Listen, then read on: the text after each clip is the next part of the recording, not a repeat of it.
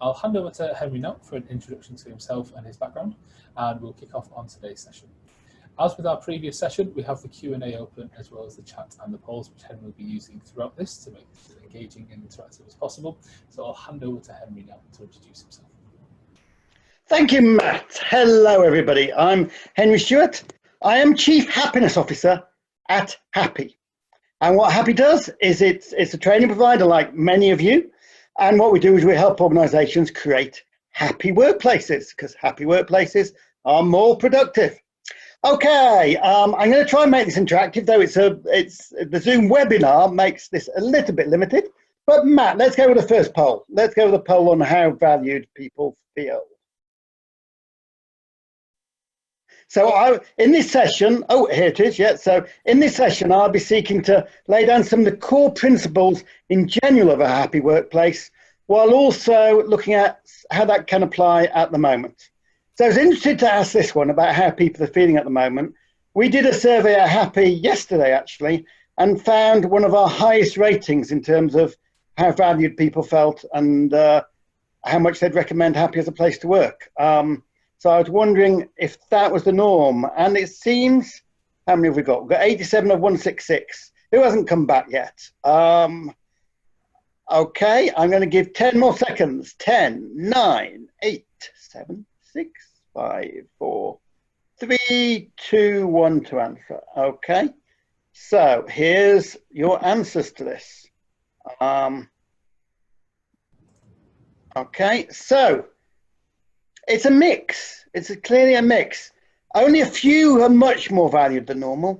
Because I work out, do people actually feel in this crisis, in the challenge, these kinds of things? But just there's a slight balance towards more valued, but only tiny. It's a bit of a bell curve, really, isn't it? Okay, thank you very much for that. Next, I'm going to get you all to type into the chat. So you've got to keep awake during my session, folks. So I'm going to put a series of questions into the chat. The first one is, what has been challenging for you in the past 8 weeks? I'm sure quite a lot, but one sentence from everybody. What has been challenging for you in the past 8 weeks? Now, obviously, you won't be able to read all of them. I'm sure, Matt, you can send the chat around afterwards. Yep. Is that right? Yeah. Okay. So what has been challenging for you in the past 8 weeks? Okay, remote managing, technology. Yes, I'm lucky that I don't have kids at home. Yeah, we're at Happy, we have about 25 people, and we've put 9 of them on furlough, and we're moving them back and forth on 3-week schedules. Yeah, keeping motivated, the regular again and again, kids at home must be challenging, yeah. I think for our people, those are the people who found it most difficult. Okay. And that element of being busy due to furlough, absolutely. Okay. Next question is, yeah, and those poor technology issues. Next question, what has your organisation done well? Okay, so I always like to look at the positive. What has it done well? Hopefully something, whether it's for the clients, whether it's for the staff, whether it's for whoever. Oh, somebody doesn't feel they've done well. Lack of communication, keeping in touch, switching to online. Yeah, at Happy, we've moved everything online, as the previous speakers talked about, and having lost 80% of our income, we are starting to get it back, but when maybe at 50% now. Okay, supporting staff, that's good to hear. Good to hear. Okay, one more one I want to ask you.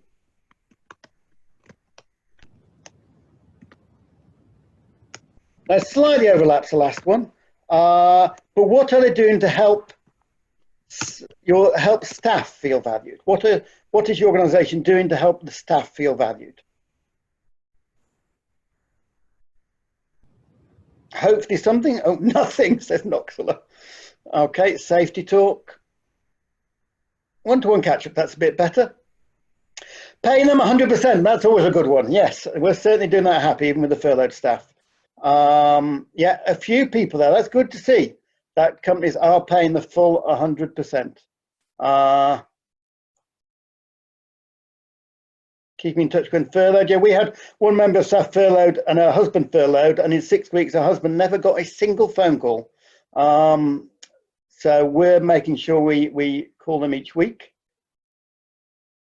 A lot of people saying paying 100%. That's good. Okay, that's really, really useful.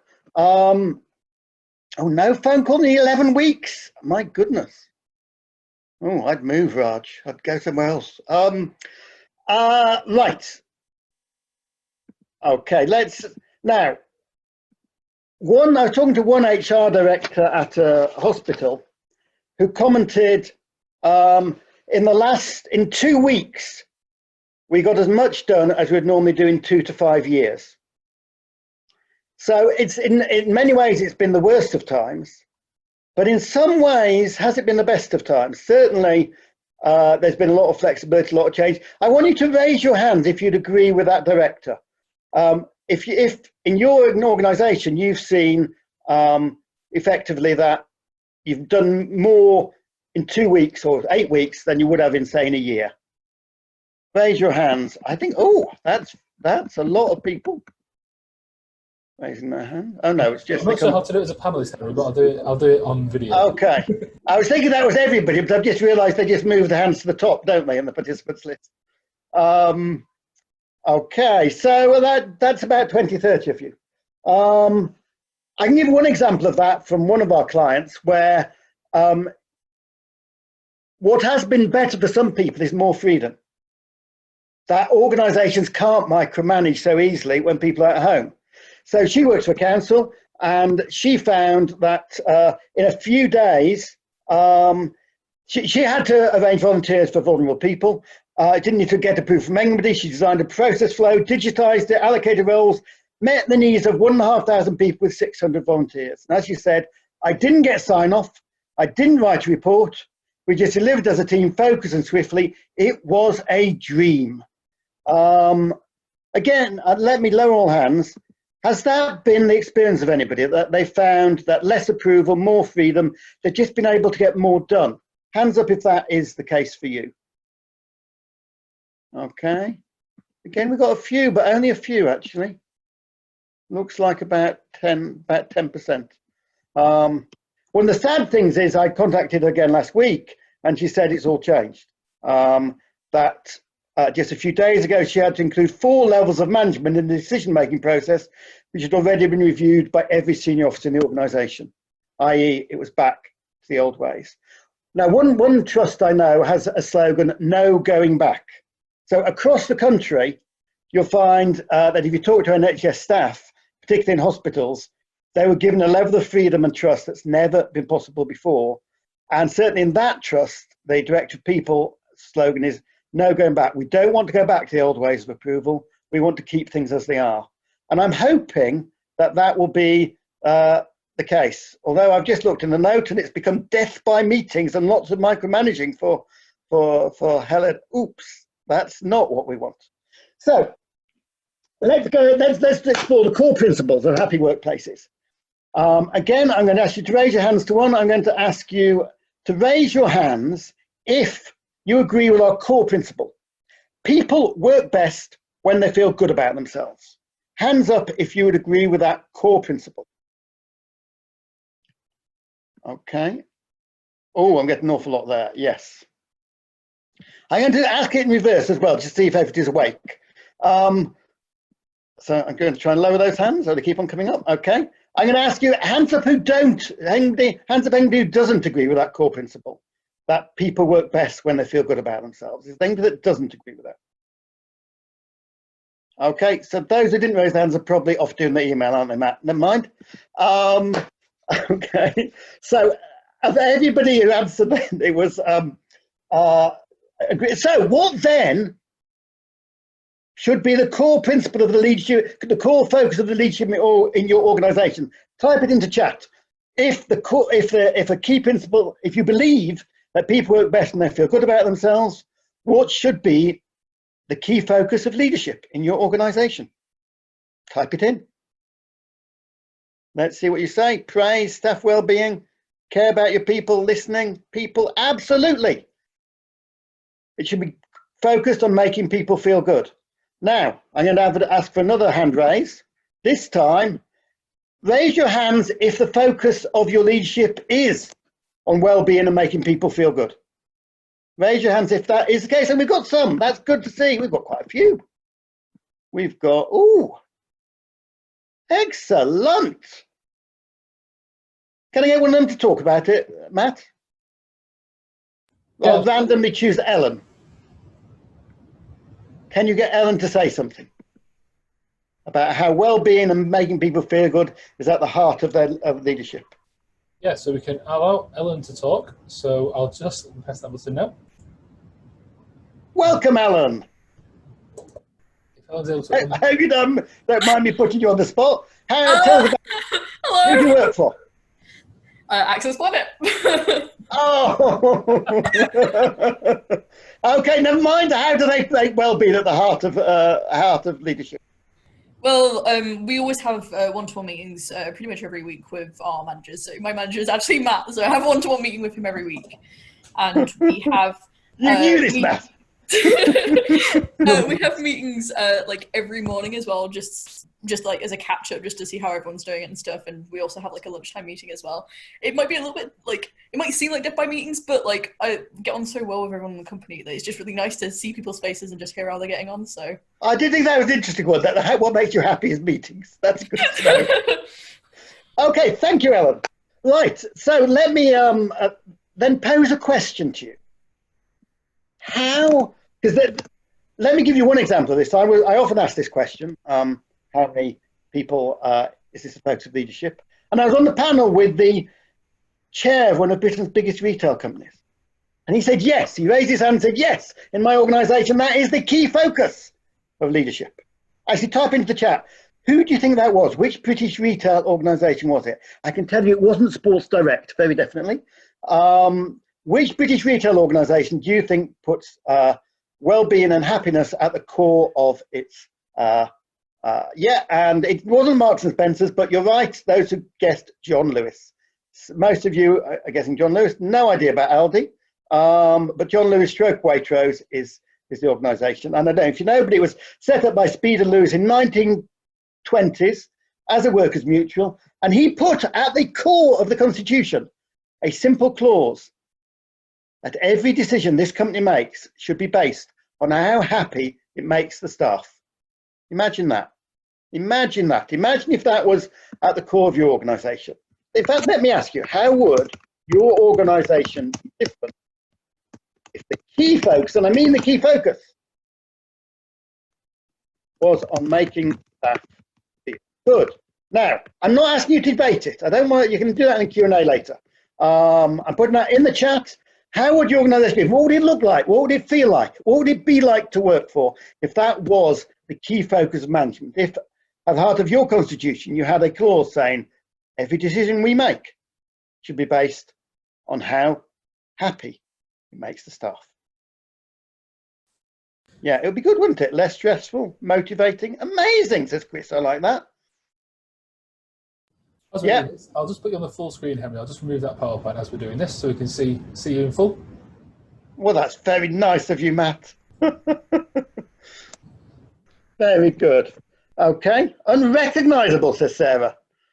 A few challenges thrown in there. Yeah. I would say it'd be a better place to work. It'd be more productive and more innovative. And I can prove it. Let's see. Where's my screen? Share screen. Let me see if I can share screen. Okay, so let me share that screen. Okay, that was the question. What's this graph about? Alex Edmonds decided to take a look at the great places to work. They'd been running for 25 years in America at the time, and he wanted to know, do the companies who focus on creating a great workplace culture, on being a great place to work, are they more effective? Are they more productive? Are they more profitable? So he decided to use the share price as a metric, so it's a very easy metric to use. And he found the bottom line there is the S&P, the American stock market. The period is 25 years. And And if over 25 years your investment had reached $100,000, if instead you'd invested in the top line, the best places to work, it would have been worth $236,000. That is the hard financial difference that creating a great workplace makes. Yeah.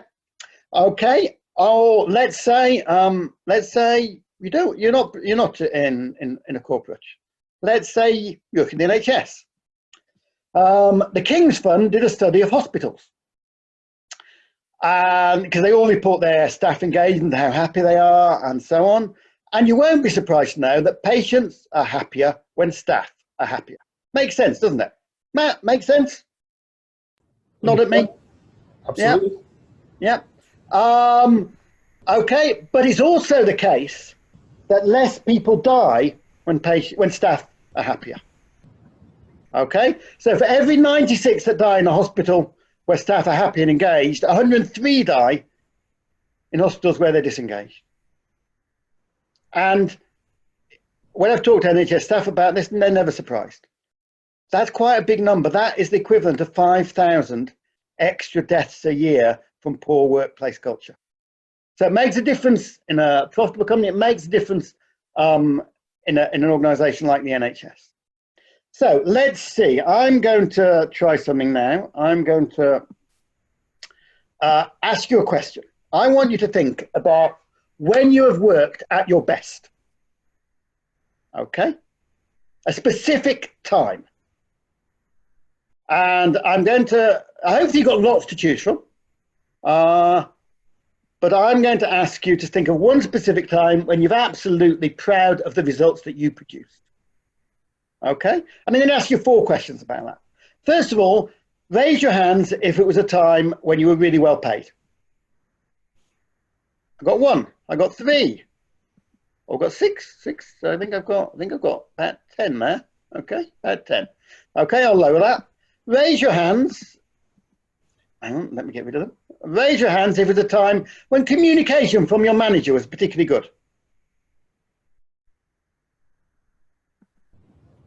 Oh, a few more there. I'd say that's about 30%. Okay, raise your hands if it was a time when you were challenged. Oh, I can see the numbers now, Matt. I didn't realise that. When you were challenged is 54, 56, even more, 60. Okay, and raise your hands if it was a time when you felt, and I'll lower them, I'll just lower them. Yeah, raise your hands if it was a time when you were trusted and given freedom to make your own decisions.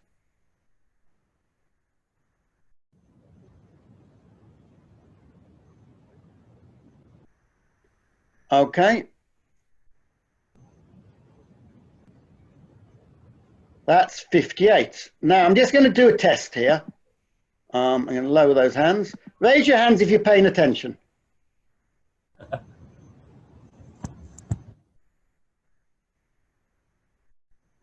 Okay, that was about 85 there. Okay, so we've got about half the people paid attention. All the ones who know how to use it and find the file. Okay, so it was about, of those ages, about 10% had to do with being well paid, so it isn't really to do with that. About a quarter was to do if communication was good, but getting on for 2/3 was about being challenged, and 80 to 90% about being given freedom. That's when we work at our best.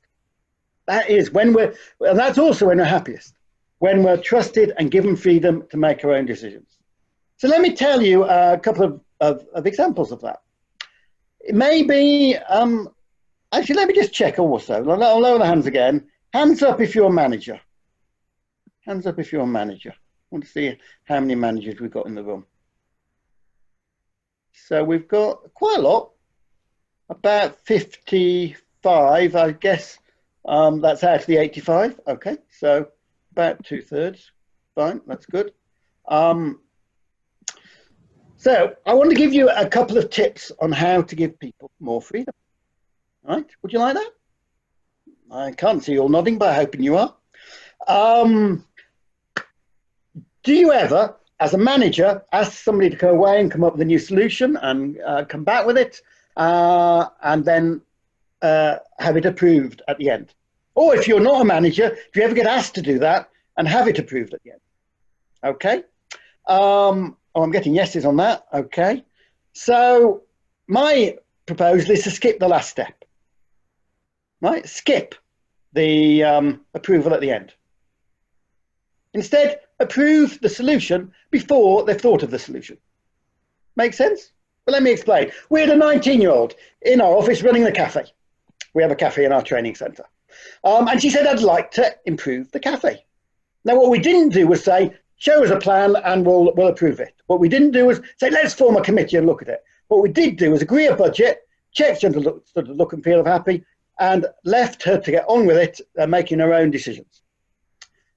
I saw it for the first time when it was done. I walked in and it was done.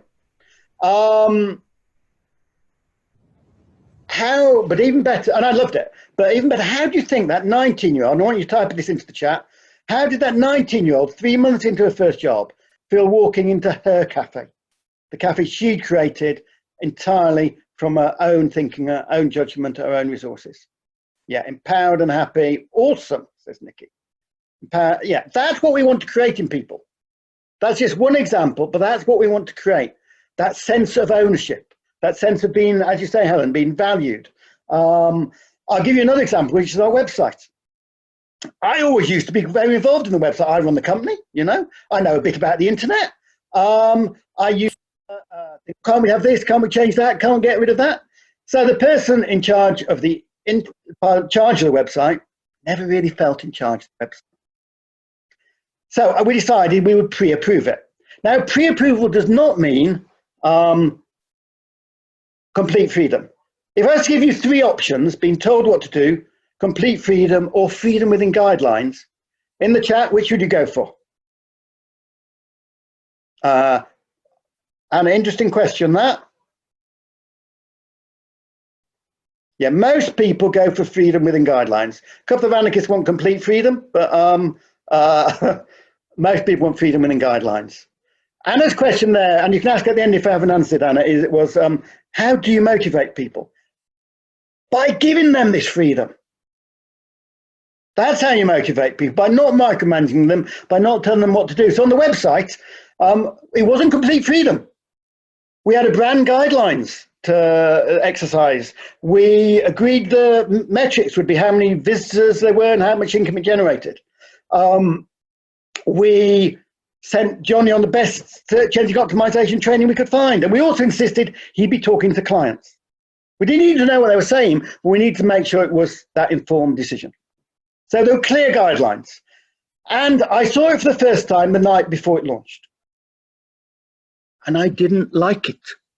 I didn't. Wasn't what I'd have done. What's this? What's that? But it was completely within the guidelines that I'd have set, that we set. So up it went. No alternative. And 2 months later, when we got the metrics, visitors had increased, had trebled, and income had doubled, even without the benefit of my expertise.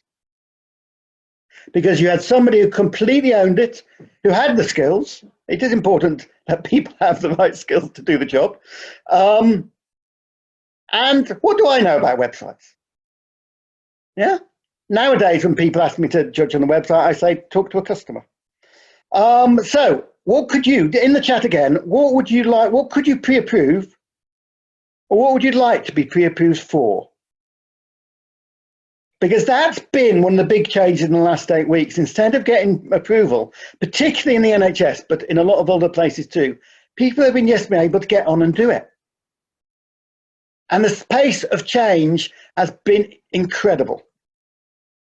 Yeah, fun developer platform, that sounds a good one.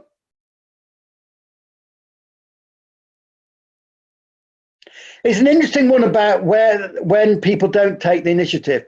But it's got a lot to do with culture. Do you have a no-blame culture where you celebrate mistakes? Do you have, well, talk a bit a moment about the role that managers play. Do you have people playing to their strengths? Everybody has the capacity to be great at something, but we need to find out what that something is. But let me show you Actually, I think I've skipped a couple. That was the cafe, by the way. That was after. I rather liked it. It looks a bit like my shirt, doesn't it? Really? But there you go. Okay. Anybody heard of Birdsong? Put yes in the chat if you've heard of Birdsong. Birdsong are probably the most. Oh, good, Jeanette, and delight. Birdsong are probably the most inspiring company on the planet. They're based in the Netherlands. They're a Dutch care company. They were set up in 2006 with 4 nurses. You know how many they've got now? 15,000. And their social enterprise for that wasn't through venture capital. They have no managers. They have a CEO and a head office of 50 people, mainly IT. But they are teams of 10 to 12 that decide for themselves. One of them spoke at one of our conferences, and she said, I feel like I've got my vocation back. They have no levels of approval. They just decide for themselves. They go and see who they want. And you know what? Do you think it's more effective? Of course it is. They've saved 30% of costs in getting rid of all the managers. And by spending more time with the patients, because they do what they want, not what some expert resource planner wants. Hugely effective. And it's actually starting out now. There's a Birdsong UK, which is seeking to work within the confines of the NHS to get it to work. So that brings us to this question. What then is the role of the manager? So whether you're a manager or whether you're managed or whether you're both, what is the role of the manager? Now, Google, this is Project Oxygen from Google. They did a study, and being Google, they looked at the data. They looked at tens of thousands of performance appraisals and came up with these 8 behaviors, from good communicator, especially listening, down to expressed interest in your people. And this one is a manager, not a leader. This is about your manager. Down to clear vision. Matt, can you put up the poll? I want you to say which are the 2 most important behaviors. That's the quiz. Which are the 2 most important behaviors out of these 8? Which do you think are the 2 most important? The 2 most important behaviors of managers. Read through them. Take your time. Starting to get some responses in.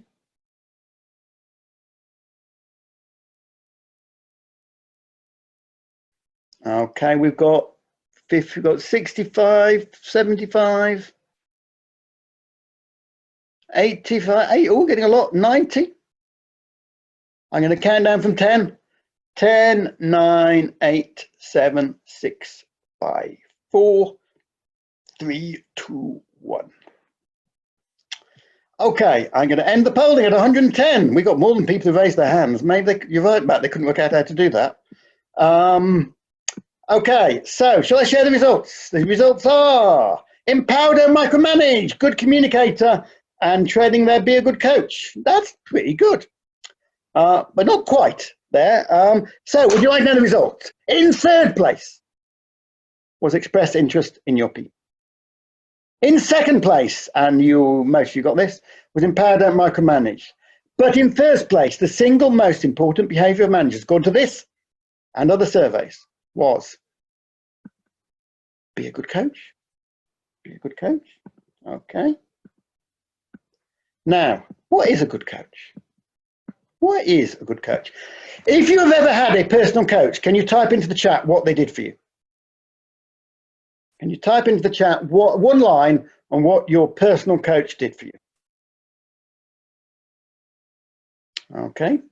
Anybody out there? I hope some of you. Empowered you, Brandon, excellent, increased confidence, honest feedback, asked you questions, absolutely. Challenged, yes. Somebody wants a mentor. 2 people in a row made me believe in myself, absolutely. Did they tell you what to do? I very much doubt it. What they will have done, as you've expressed there, is built your confidence, asked questions and helped you find your own solution. That is the role of the manager. The role of the manager is not to be the expert. It's not to be the person who makes the decisions. It's to be the coach, right? It's to be the person who coaches and supports you. Hands up if that is the role of managers in your organization. So the hands up is at the bottom if anybody hasn't spotted it. Hands up if the main role of managers is to be a coach in your organization. Matt, any of these people not from Axis Planet? Sonia, is she not from there? Nope. Okay, Sonia, bring Sonia up. Oh, can I do it? I can allow her to talk. Should be able to. No, I think you'll have to do it. Bring Sonia up. I think Sonia's just disappeared from there as well. I can't find her again. Oh, I clearly frightened her off. How about Cindy? She's not from Axis Planet? Nope. Okay, Cindy, will you talk to us? Don't disappear if you don't want to, but Hello, Cindy here. Cindy, tell us about managers as coaches in your organisation. Well, we are obviously a training organization, and our owner, has been a coach for 25 years, and I've been quite fortunate to work for her because she does coach us quite naturally, which means I get fantastic feedback. It may not necessarily be the feedback that I want at that given time, but she has a very good way of doing it, and I think that in conjunction with her having a clear vision helps us to keep moving forward. But I think the coaching bit for me is just paramount. Yeah.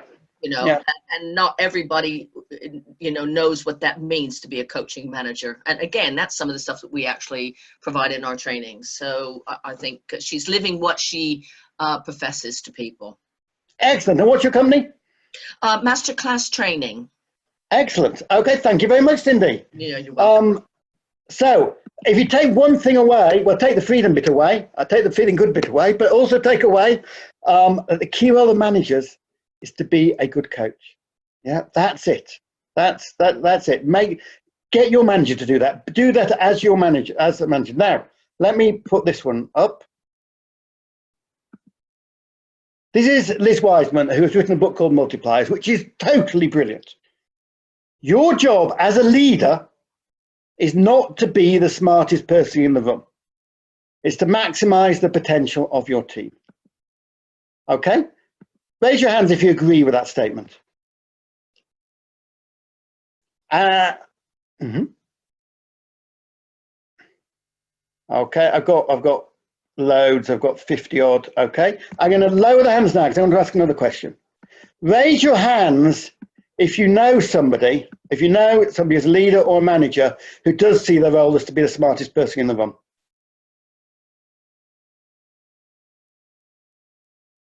Yeah, we're getting quite a lot here, getting about 25 or so, over 30.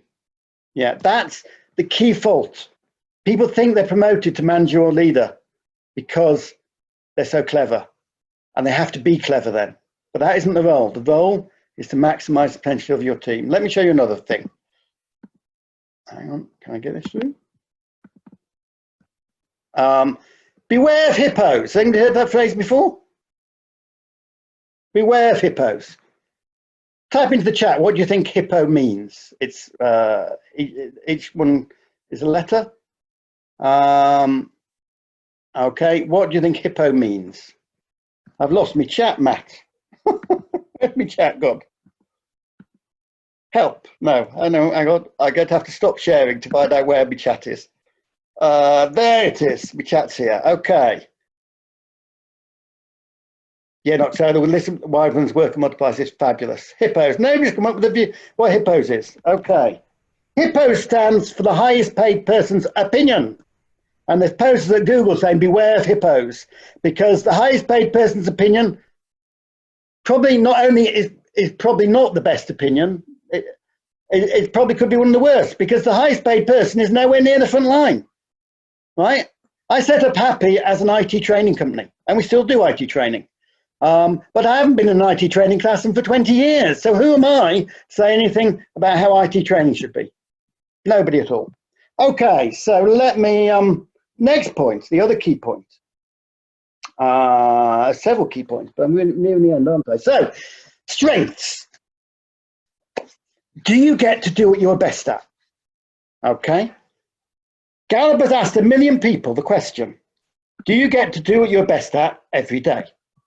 I want you to raise your hands if you could answer yes to that question. Do you get to do what you're best at every day?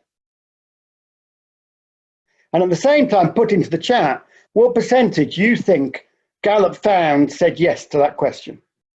What percentage said yes to that question? So the number saying yes here is 17. We've got some quite high figures, Helen. That's very ambitious. In the UK, the number was 17%. 1 in 7, 1 in 6 get to do what they're best at every day. But they also found that those who got to do what they're best at were far more productive. So are happy. Now, hopefully, you know, a lot of you are trainers or something, and that's what you're best at. Are happy, we recruit to a job description, and then we throw it away and work out what people are actually best at. Yeah, we have team job descriptions, and every so often people mix them around and work out. Quick question. Actually, let me ask that question. What brings you joy? What gives you fulfillment? What do you love doing that it doesn't feel a chore? Type into the chat what kind of things those are. Because those are what you're best at. Those are your strengths, the effortless things, not the things which you put off for 5 days because you can't be bothered to do them, because you don't want to do them. When people get it, making a difference, helping people. Yep, we're definitely in the training business here. People in the right place, I reckon. Here, yes. Doing clever things in Access Planet, eh? Is that one of your people or one of your clients? Helen, love it. Matt. That's one of our clients. Helen's actually on our next session. Right, okay, good. Can you get to do more of it? You know, I was working with one exec team where we worked out somebody's strengths, the IT director, and worked out he was spending a quarter of his time micromanaging the budget, which was not one of his strengths, as both he agreed and his colleagues agreed. But he was employed because he was the best person in IT in the industry. So he should be spending his time doing that. Now, I should come to, I've got a few more minutes. Let me let you into a little secret. Some people's strength is not managing people. Have you noticed that? Not everybody is a great manager of people. So what we say at Happy is we make sure those people don't manage people. We have one track of promotion for people who are going to manage people and one track for others. Now, I just realized I was going to include some stuff on the crisis. So let's just look at, we did a survey yesterday and we asked people, how has Happy been supporting you through the crisis? And I'm rather proud of the results because 15% put excellent and 85% put fantastic. So I'm feeling rather proud. And what we're doing isn't rocket science. Let's go through celebrate mistakes. Oh, these are, yes, okay. So what have we been doing? Step 1, show you have their best interests at heart, right? We lost 80% of our income on day 1. We have reserves. We had reserves last about 8 months. So the first thing we did was we said, we guarantee your employment for 6 months, okay? Because people don't work best when they're scared. We thought they've got enough trouble going on in their lives with all this going on. Let's at least have that guarantee. So show them you have their best interests at heart. Next, complete transparency. Make everything clear. We share the accounts. We share the projection on when we will hit 0, and we publish the bank balance on Yammer every week, so that people know. That people are nervous. People aren't sure. I'm putting too positive a spin on things because they know I'm like that. So the bank balance goes up every week so that people know exactly how we're doing. And several people have said they appreciate that. What else do we do? Check in on them, don't check on them. This is a crucial distinction, right? If you're a manager, do people feel you're checking on them or that you're just checking in, finding out how they are? How was the weekend? How is it managing with the kids? How was furlough? Check in on your people as regularly as you can, but it's very different in checking on them. Okay, what else? Involve your people. So when we did furlough, we involved people in it. We got them to decide who should go on furlough and how they should rotate it. As we're preparing to go back to work, a lot of people are nervous. We're in London. For some people, that means traveling on the tube, and that is scary. So we've got everybody involved in thinking about when we can go back to work. We've got people who won't come back to work till next January probably. And, you know, probably we'll open with one room. We've got 3 rooms we can bring into one room.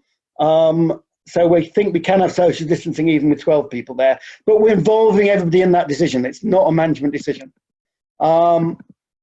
Trust your people.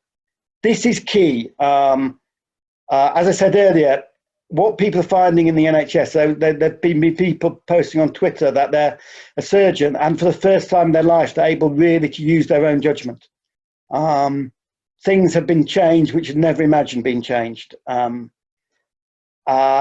even I think for most of us, switching everything online, none of us expected to do that. And you can't do it through micromanagement.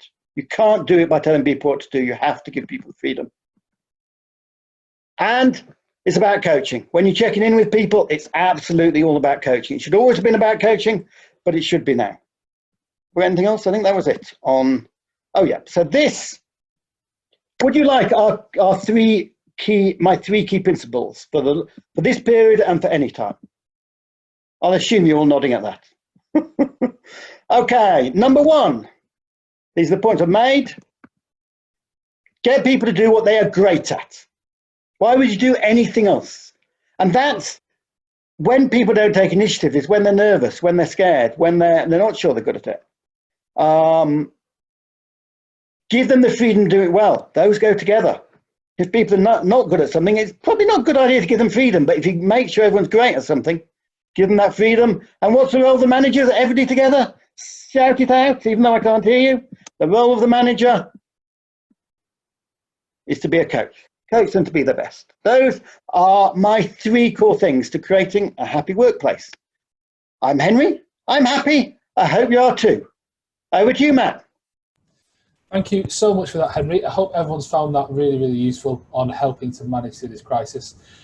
One thing I would say, I know you plug it yourself, Henry's got some great content in terms of webinars that you run, the Happy Manifesto as well. Can I just do a plug for those? We have our 4-day leadership course online. We have great things on interaction in Zoom and how to make it far more innovative than this is, because this is based on Zoom webinar. And liberating structures. If you haven't come across that, it's 33 different structures to involve everybody in decisions. Check it out at happy.co.uk. Thanks, Matt, for that little. Let me do that. Okay. I know you might have not plugged it yourself, but I thought I would do for you. Some great content. Oh, have we got any questions? Yeah, so if anyone's got any questions, of course, pop them in the Q&As.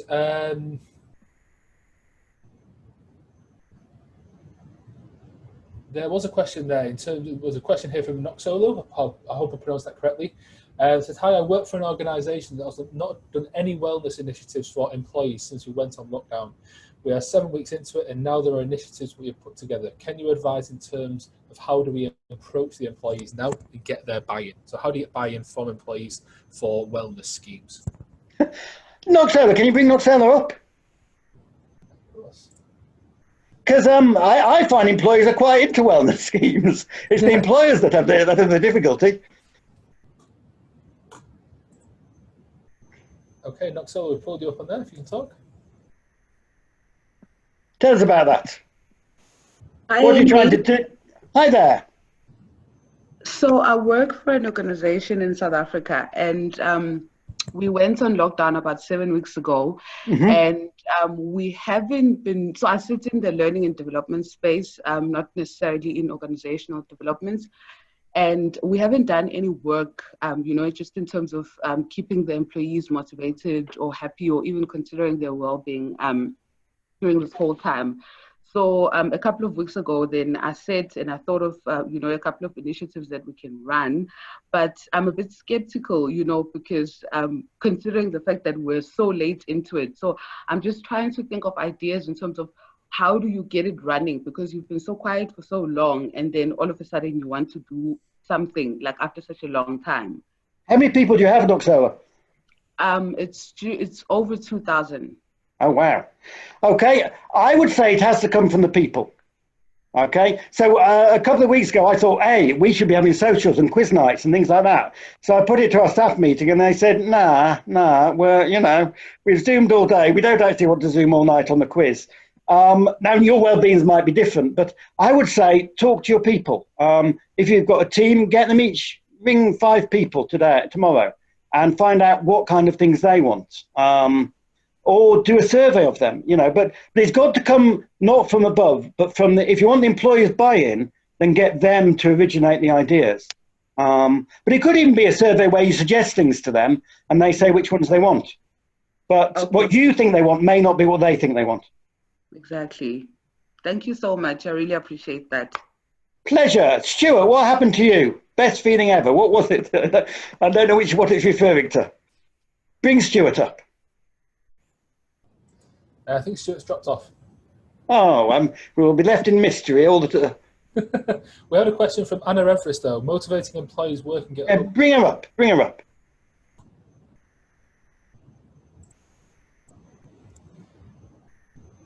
So, Anna, we'll just put you on there if you're able to unmute yourself. If you'd like to, of course. Unmute yourself, Anna. Speak to us. I'll unmute you. No, I can't. Can I? No, I don't seem able to. Anna, are you there? Hi there. Tell us about it. Tell us about people at home with kids. It's tough.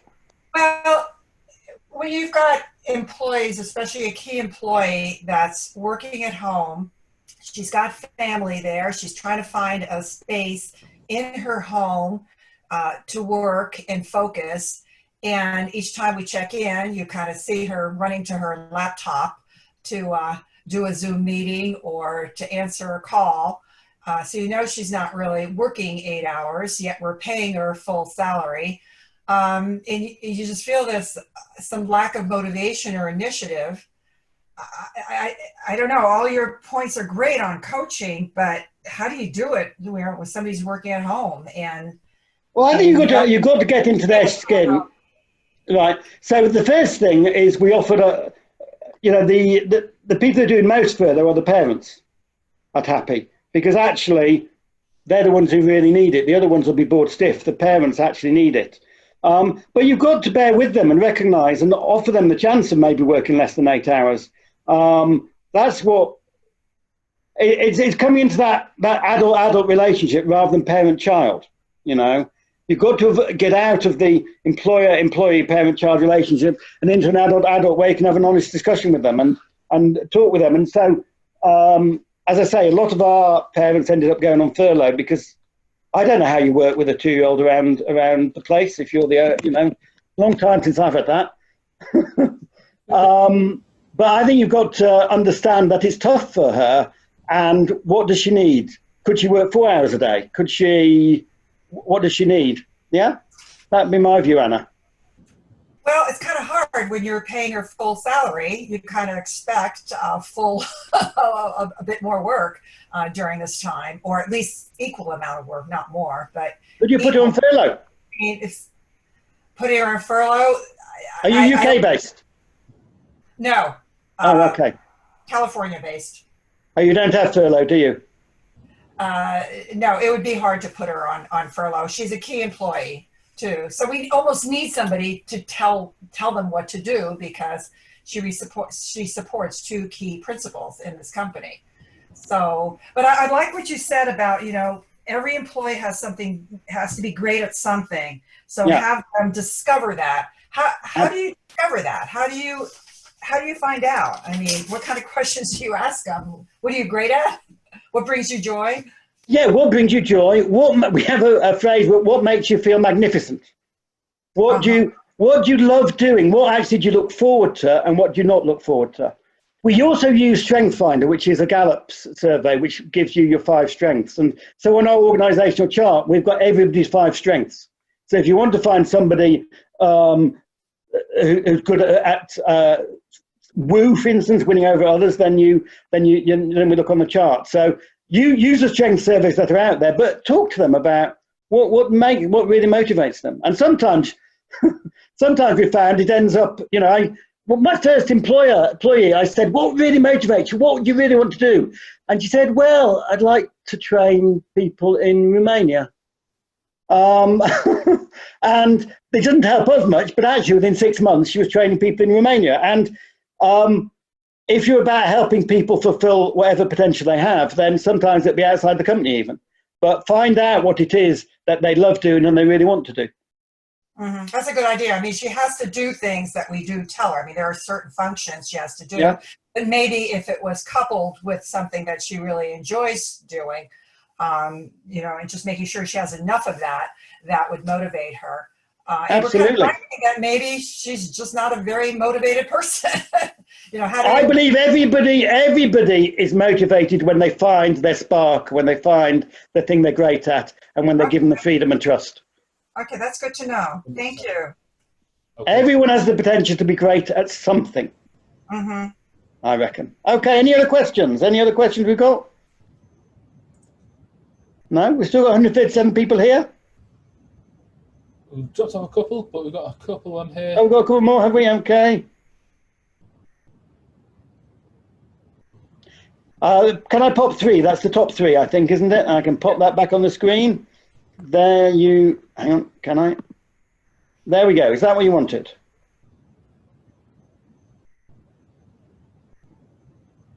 Okay, so there's the top 3 back on the screen. Oh, by the way, let me also tell you that you can download my book for free. Shall I give them that, Matt? Shall I let them know where they can do that? Of course. You can download it for free if I can just find out where it is. There we go. Download my book, The Happy Manifesto, for free. I hope you've had enough of those slides.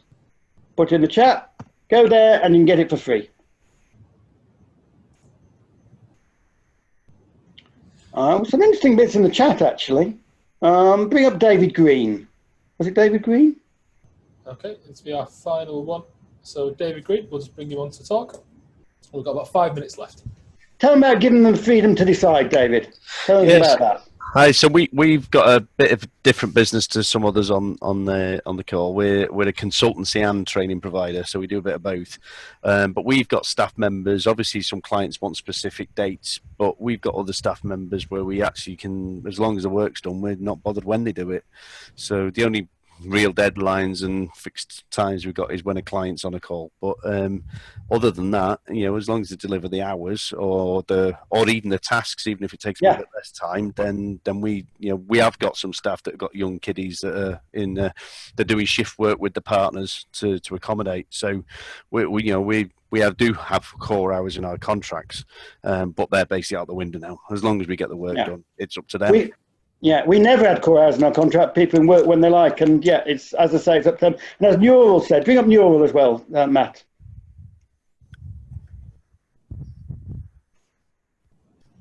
Neural, tell us about giving working parents a break.